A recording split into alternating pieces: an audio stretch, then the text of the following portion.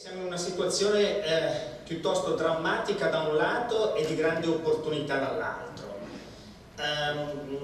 L'ha detto molto bene Alessio, la cosiddetta Seconda Repubblica, nata per sviluppare una democrazia bipolare, ha portato a maggiore frammentazione e a ingovernabilità. Eravamo tutti propensi alla costruzione di una democrazia competitiva e molte sono le nostalgie che guardano a una democrazia di carattere consensuale, proprio perché non esistono valori condivisi, stante la delegittimazione ormai ventennale tra le due coalizioni tra l'altro molto eterogenee al loro interno e che in assenza di collante anti nei confronti dei nemici non vanno da nessuna parte.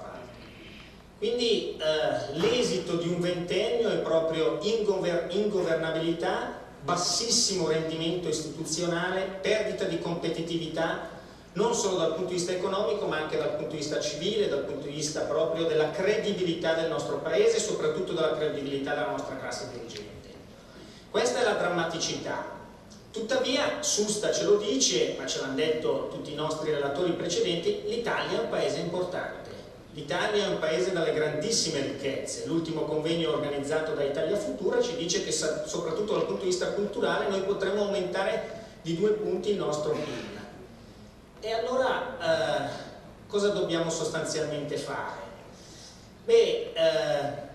Oggi in questi giorni si leggono molti interventi da parte di opinionisti, soprattutto sul versante economico, che sono per certi versi di buon senso, ma sono fortemente impopolari poiché gli italiani, ce l'hanno detto le relazioni precedenti, sono fortemente chiusi nei loro corporativismi e questi corporativismi sono forti laddove non c'è un disegno di paese, laddove non c'è un sistema da guardare per essere orgogliosi appunto di essere italiani.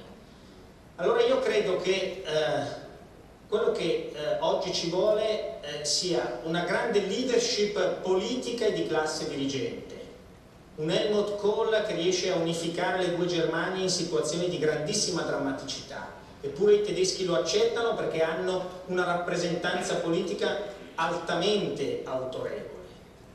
Quindi la leadership, guardate che è importante perché la leadership evoca simboli, evoca identità, evoca orgoglio.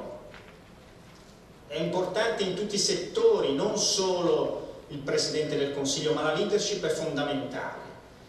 E poi ci vuole una forza politica che mi sembra che sia il filo conduttore di tutti noi in questa sala, nella sia pur sobrietà del tempo, una forza politica, un'offerta polica che sappia, soprattutto in questo momento, proprio per essere credibile, che sappia dire cose impopolari. Perché il pericolo è proprio questo nella drammaticità. Io credo che il pericolo sia proprio quello che, nonostante l'Italia sia un paese importante, il pericolo è proprio quello di evitare che il nostro paese sia condotto da altri, ci siano delle variabili esogene che costringano il nostro paese a fare qualcosa.